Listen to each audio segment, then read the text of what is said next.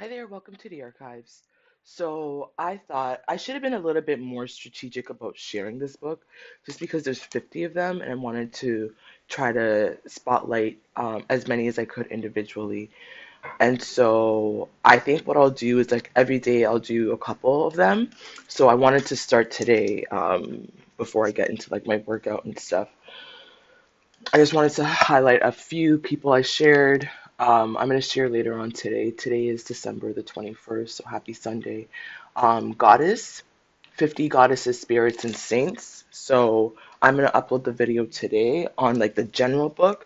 But what I want to do now is to try to get into some of the individual ones, right? Because again, there could be a lot of stereotypes and misinformation about like what and who is a witch and what is a demon and who is a saint and how it's all picked, right? Who are the deities and like all of this for a lot of Christians, for a lot of um, Muslims, for a lot of Jewish folks. I think this book would be like in the pagan, demonic, witchcraft, right? Um, because why would you talk about demons, for instance? Why would you teach children about demons?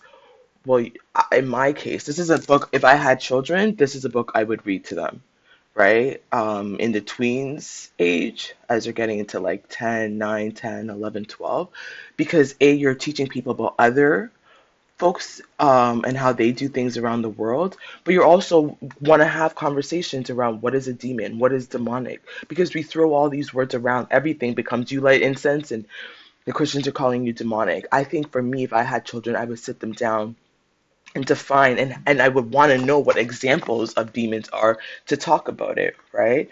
I would want to know this is how you become canonized as a saint. These are some of the saints, right? I would teach them, I turn to the archangels a lot, right? This is how Christianity, Judaism, even Islam, right? Because Prophet Muhammad saw Archangel Gabriel. I believe it was Archangel Gabriel that the Prophet Muhammad heard, right?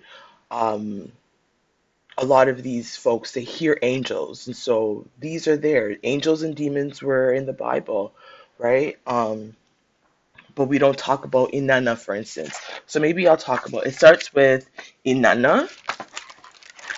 So this is an image. That's how you spell their name. And so basically, Inanna was a Mesopotamian goddess of love and war. And remember, if we go back to the glossary, if you look in the M section, Mesoamerica, Mesopotamia, meaning in between the rivers. Mesopotamia was a region between the Tigris and the Euphrates River. This fertile area is now known as modern day Iraq, Kuwait, Turkey, and Syria. So we're talking what would be quote unquote the modern day Middle East, even though folks ask us to reconsider it being middle or even in the East, because based on where you are, it's actually not East at all, right? So that's what we're talking about. Okay, Mesopotamia. So Turkey, Iran, Syria. She was a goddess of love and war, right? Um, Inanna is known as a queen of contradictions. She's terrifying, she's confident, she's glorious, she's fickle. Fickle meaning one day you're happy, then the next day the wind blows and now you're angry. Fickle, right? Fair weather friends. One day somebody is your friend, the next day they are not your friend anymore. Look at her. Aria, I would rather you not be hanging off my curtains. Thank you so much. Call, call. Thank you. She's a goddess of both love and war, of chaos of nature, and the power of rulers. She's unpredictable. Inanna, one of the first things I had published, the publishers, that was their name, Inanna Publishers. It's a Toronto, Canadian-based publishing house, right? So they named their publication after the goddess of love and war. Inanna is also known as Ishtar. The two names are for the same goddess. Inanna was used in Sumeria.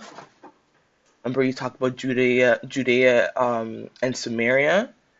So Inanna was used in Samaria while Ishtar was used in Assyria and Babylonia, which were ancient civilizations that ruled around modern-day Iraq, Iran, and Turkey from roughly 3500 BCE, so before Christ. So 3,500 years before Jesus was even born to 1,500 BCE, before Jesus was even born, right? So imagine 3,000 years before Jesus was born. We're not even 3,000 years since Jesus has been born.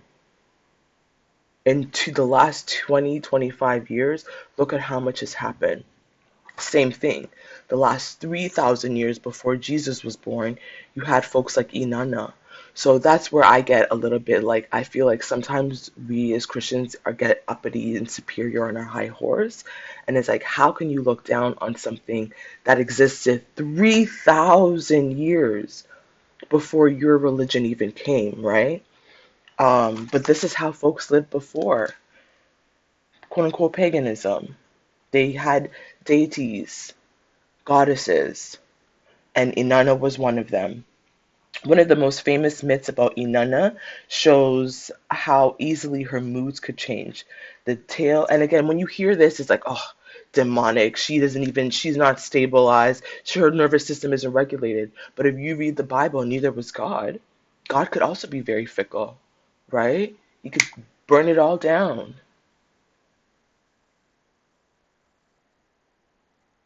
Go read the book of Revelations.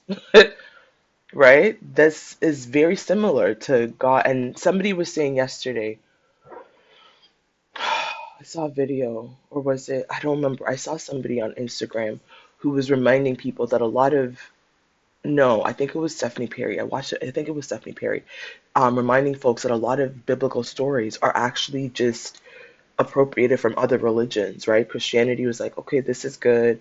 Catholicism was like, yeah, we'll burn these incense, but like this part we're going to do away with.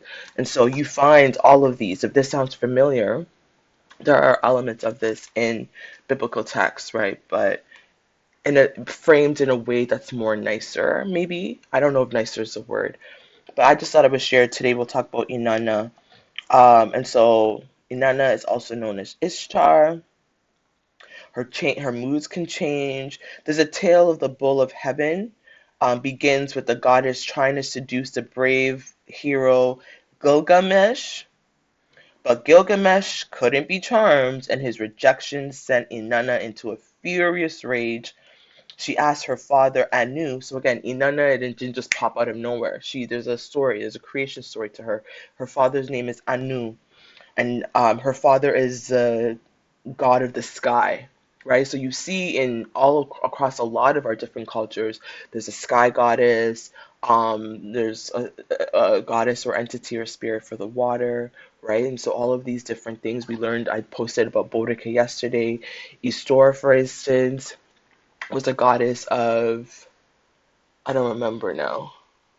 What was Ishtar? The goddess of something and hairs, right? So there was a thing, a time and place for everything.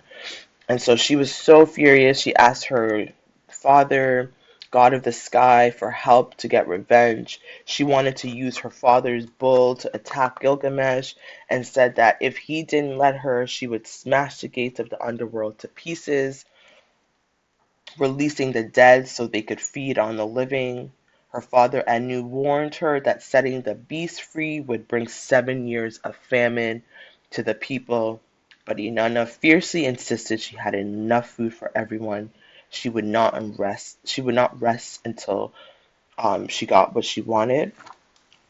And so basically, her father reluctantly gave in.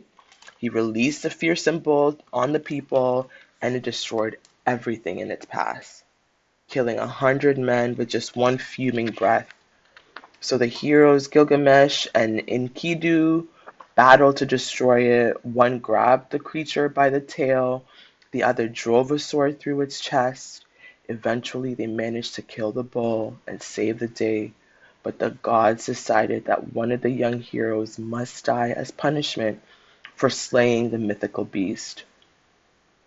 Enkidu was chosen, leaving Gilgamesh to mourn for his friend for the rest of his life. So through Gilgamesh suffering, Inanna finally got her revenge. So these are some of the stories that are told about her. In one of the world's oldest poems, again, I wonder if this is old, then it has to go. Is this older now? See my questioning. It says, when I hear one of the world's oldest poems, then I think Abba Lady Murasaki wrote one of the earliest prose. Okay, so maybe this was before her time, and it was, right? So one of the oldest poems, the goddess goes to the kingdom of her sister Erishkigal, Erishkigal, sword, the queen of the dead. So when Inanna arrives at the underworld, she's dressed in a beautiful gown as a queen of heaven. Her sister is so enraged, she orders all seven of the gates to be locked against her. To get through each gate, Inanna has to remove one piece of royal clothing. She eventually arrives at her sister's court humiliated. She's naked, she's powerless. Her sister then kills her and hangs her body on a hook for all to see.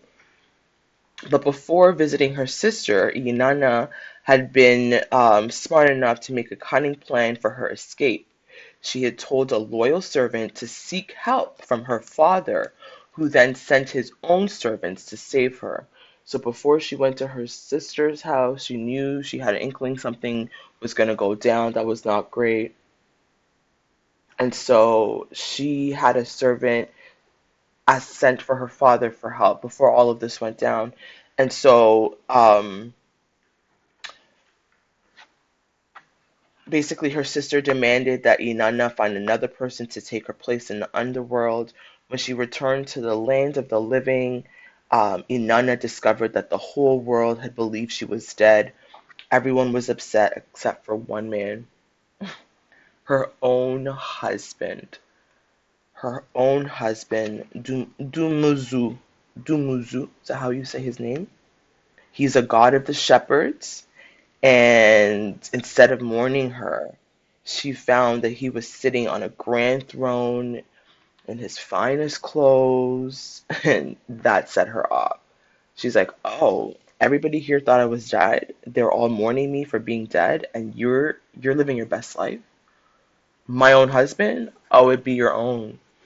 And so she threw him into the underworld, and she transformed him into a snake, meaning she was free to return as the queen of heaven. And so this is Inanna is known, what we know from some of the myths that survive. A lot of what is told about her is told through clay tablets. So for instance, if you can see this example of a clay tablet on my main nails.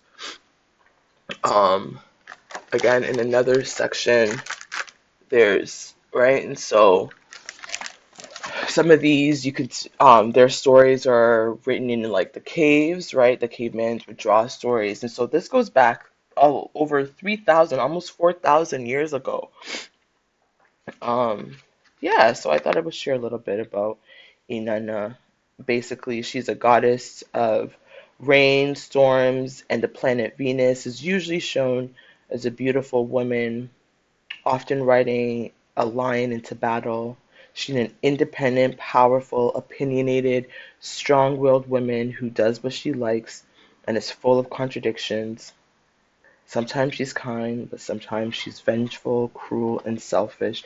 And so, again, this is Inanna, the Mesopotamian goddess of love and war. So when they tell you that, like, oh, there's new age women, they're too opinionated, women of nowadays are all feminists, and they all think that they could be men, just remind them that almost 4,000 years ago, it's not a new thing. These goddesses were revered, right? Inanna was known for 3,500 years ago, before Christ was even born. People knew that there was a bad gal, right? Who was sending her husband to hell, to the underworld, for not mourning her the way she thought she should have been mourned, right? So Just remind them when they try to act like it's like a new thing and all these women now they talk back and it's because of Western feminism and it's just tell them they're lying. Refer them back to Inanna and be like, you're lying. This is not new. Women have always been like this. We've always been opinionated, right? We've always been fickle. It's actually best for us to get our way.